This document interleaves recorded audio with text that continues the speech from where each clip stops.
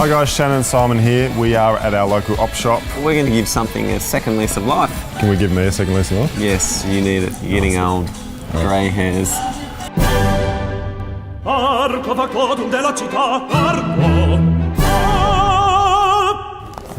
Hey Shan, Yo. call me stupid, but could this be turned into a desk if you had another one? You got a weird brain, man.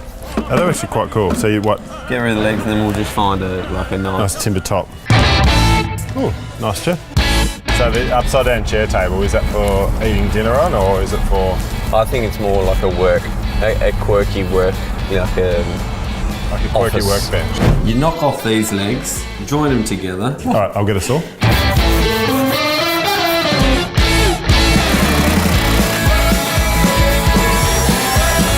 Did you know I googled upside down chair table? Nothing comes up. You think outside the box, Simon. Yeah. That's what I like about you.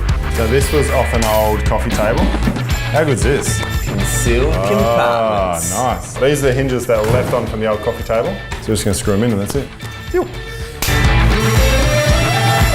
That was good. It's functional, looks good. I reckon if we just give this a quick paint of black.